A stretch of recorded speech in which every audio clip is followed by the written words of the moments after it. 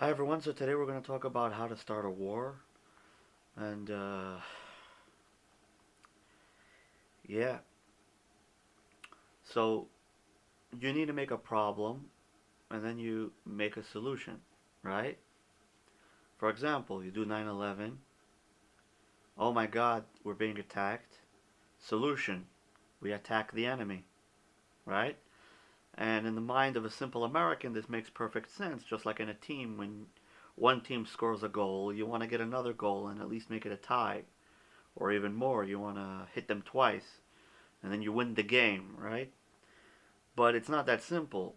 And the truth is, this whole terror to make a terror attack and then create that as a problem to make a solution has worked way too well in this regard because people get scared, and then when people are scared, they're much quicker to go to war or agree to throw billions of dollars towards a war.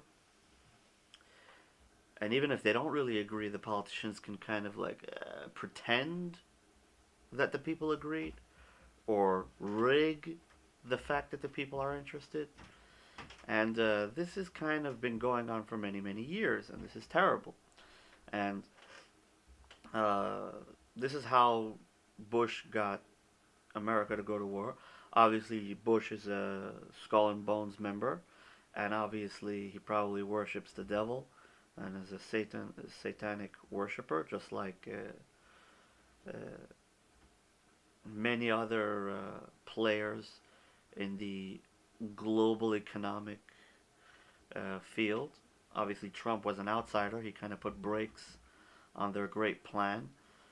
There are people that have statistically come to the conclusion that depopulation is a great idea. Bill Gates is one of them, and it seems like he's using the vaccines to do just that. And he's done. He's already done what he's trying to do with the modern world. He's already done this to India and to other places. Obviously, the suppression of information on the internet, especially for the people that are actually using the internet for what it's for, and the people that remember the entire evolution of the internet. It means they remember the time when it was all free and open, and now they see it being shut down. Some people are getting into the internet now. They think that, okay, well, you're not supposed to do these things on the internet. Doesn't the government run everything? No, the internet was an open place, and the internet wasn't a place that was locked down. Now it's become this. The government has stuck its dirty fingers into the internet as well, which shouldn't have happened. Um, in any case, to start a war, you need to have a problem, you need the people to believe it to a certain extent, and then you have the solution, which is the war. And I'm different than Donald Trump. I don't respect so much the police and the military. And my father disagrees with me, very good friends disagree with me. It's fine. I disagree with the fact that we need so much force on the streets. Uh, the ones who shouldn't have so much guns is the government, and they shouldn't be allowed to just give people tickets for whatever crimes. There's a lot of good people on the internet that have already spoken about this. That police is a new invention, very recent invention, uh, relatively speaking, maybe 100, 150 years old. And before that, the only reason you would call the sheriff or the mayor would be if someone was killing or stealing or there was like a really big issue.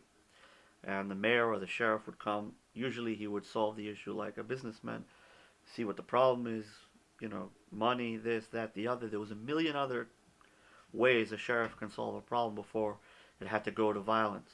And usually that would never happen. Uh, Everybody had guns. Everybody protected their family and their friends. It was a proper, normal thing. Um, is it better the way it is? No, it's not. Because crime is still happening where crime would still happen.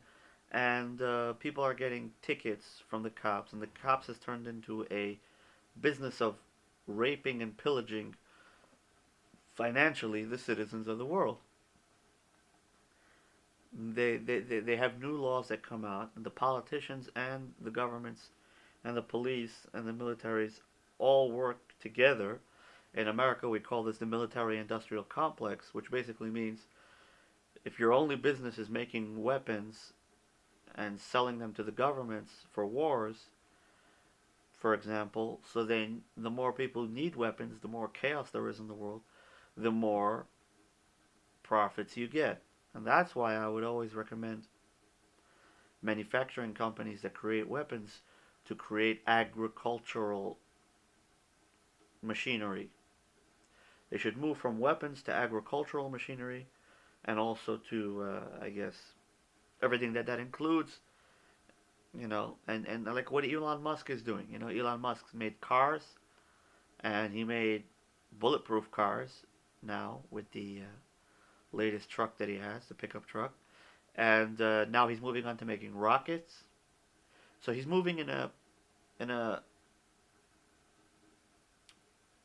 a direction that makes sense. He made a tunnel because he doesn't like the traffic where he lives, and other things like that. So the same thing is Jeff Bezos. Even though I don't agree with everything that Jeff Bezos says, and he's getting smacked around on the internet really, really bad um, because of all kinds of things. But the point is, Jeff Bezos is also building rockets, and that's fine. That's good. What I don't like is people that invest in one company, or their only occupation is just this one thing, this one genre, which is killing and the end of society. So the only way they make money, or the only way they profit, or the only way they prosper, or the only thing they're good for, is the destruction of society. Like, and some people might say, it's in our blood. Where for generations we've been doing this. This is the only thing we know how to do, is to kill or to police. Like the samurais were very, very upset back in the day when the government moved on to firearms and kind of didn't need them anymore. And they put up a huge fight because they didn't know anything else, and they thought that their honor and their entire life is going down the tubes. I think that the most important thing is to always be, as a human being, is to be mixed martial arts. Don't be stuck on one technique or one way of doing things. Be versatile, be flexible, be ready for the change. And it doesn't have to be a big deal. It could be small changes. Never do just one thing or one job, one source of income. Always add. Always, be fruitful and multiply, so that if one thing falls, the other thing continues. And this we learn from Jacob in the Bible. He split his camp into two. So if one camp is destroyed, at least the other will run away and survive. And this is the kind of strategic, lessons we learn from the Bible. So today in the modern world, is it good to start a war? No. Why? Because war is, as I always say, a lazy solution to a complicated problem. In George Bush's case, he got what he wanted because bloodshed was the point, and he kind of profited probably some way or the other off of the entire escapade. I'm not sure how, but there are people that researched why 9/11 was an inside job. The Corbett report, if I'm not mistaken, speak about this, and the trillions of dollars that disappeared the day before 9/11, and Donald Rumsfeld being involved in all of this, and it's just a sad situation. That's what it really is. Uh, and today they're going to try to start it again, and they're always Hollywood, and I never buy any Hollywood movies. I never subscribe to Netflix or anything. There's enough websites that put out movies for free, I guess. And if you ever see a movie that's actually worth watching, I think like 80% of the movies out there are satanic and horror movies and just terrible. Uh, some of them are good. Sons of Liberty, The Matrix. What's the one? Some movies are partially good, like the Peaky Blinders series. I think is very nice. Um, there are certain movies that actually make sense, and there are certain movies that are good value, uh, You know, they show what men are. They show a struggle for a purpose. And then there are other movies which are like, oh, guns is interesting. Let's just have a bunch of people shooting each other. There's no diplomacy. There's no discipline. There's no purpose. And so it's important to find a movie that actually makes moral sense. I mean, I don't feel that there's a necessity to go that far away from reality as far as Star Wars or other Harry Potter or whatever. I think that's a little bit too far. I think that our actual history has enough to offer. The Jewish history, the story of Hanukkah, the Maccabees, is an awesome story. I know that non-Jews might not want to make a movie out of it because the Jews win, but it's not that bad. Don't worry. The story is worth it. The Jews are always the losers at the end, but at least for that period, it's a small victory. Anyway, the point is, war is not good, and society as a whole after World War II, after 6 million Jews were, at least that's the number that's been flown around, have been murdered in the gas chambers. Uh, the world decided that we don't want to kill anymore.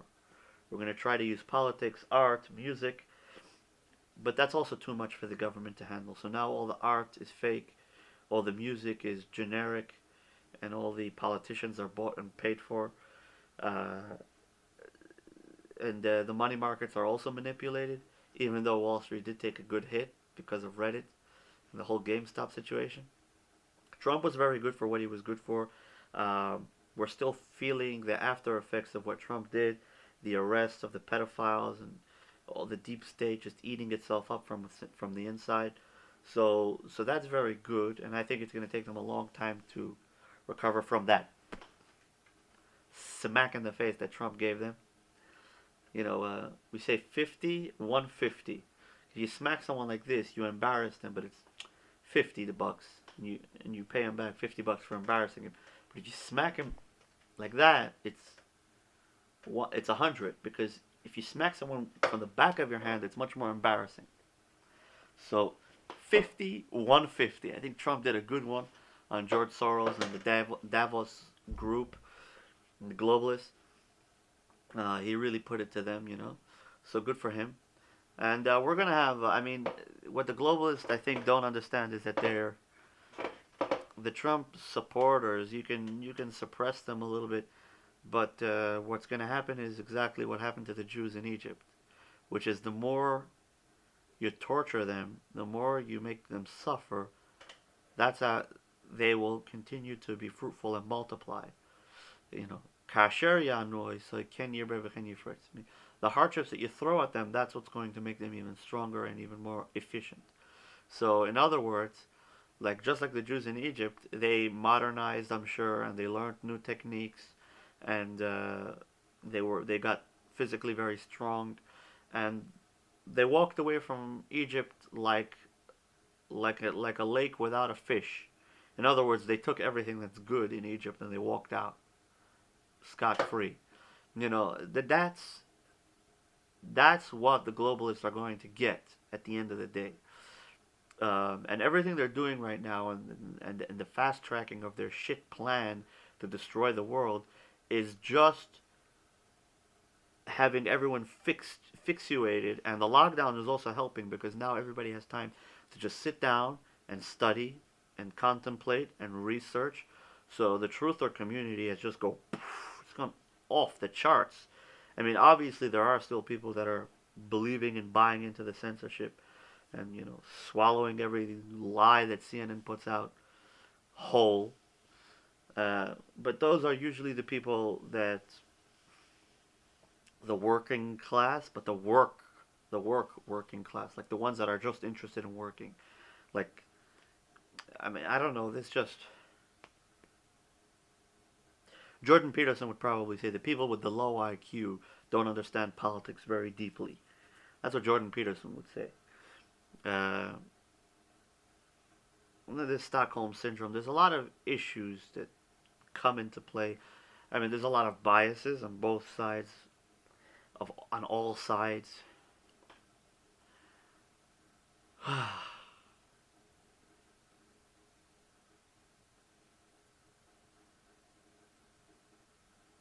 Well, let me give you something a little hard. This is the last thing I'm going to say in this video. If someone, if you have a boss that comes every day on time, so then if you come late, you feel bad because the boss comes on time every day, and you should be coming on time as well. But if the boss comes late sometimes, so then if you come late, it's not such a big deal, right? Maybe. Or it doesn't even matter because if the boss is crazy, then even if he comes late, he wants you to come on time. Or if the boss is a chilled guy, even if he comes on time every day, he doesn't care if you come late. So that whole paradox, do we want corrupt politicians? Maybe we do. Maybe we don't want them too structured. Maybe we don't want politicians to do anything. Maybe. Do we want to allow? This is the guy who invented democracy was killed because of democracy in Greece, and he had a choice to go to exile, but he decided to go and be killed for what they were doing, and this is what, for example, he was worried about, which was that the majority will want one person to rule them, but the majority aren't wise enough to understand what a ruler is. You need people that understand what leadership is and what a ruler is in order to say, oh, this is a quality leader, right? So you want engineers to decide who the chief engineer is. You want sailors to decide who the chief captain should be.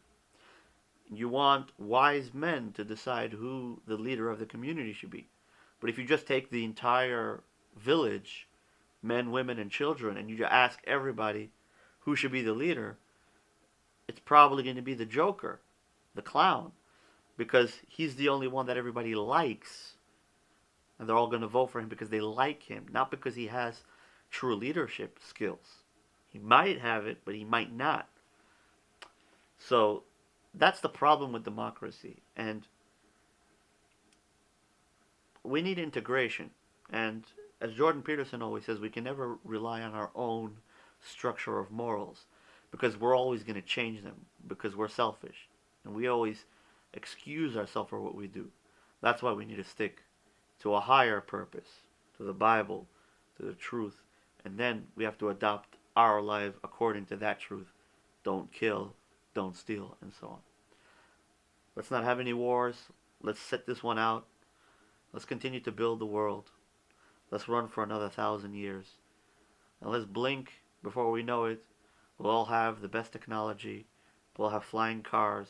Everybody will have food and shelter and electricity, and everything will be nice. And let's give ourselves another 1,000 years of peace and quiet. And may the sinners repent, and the gates of redemption are never shut, and the gates of repentance are never closed.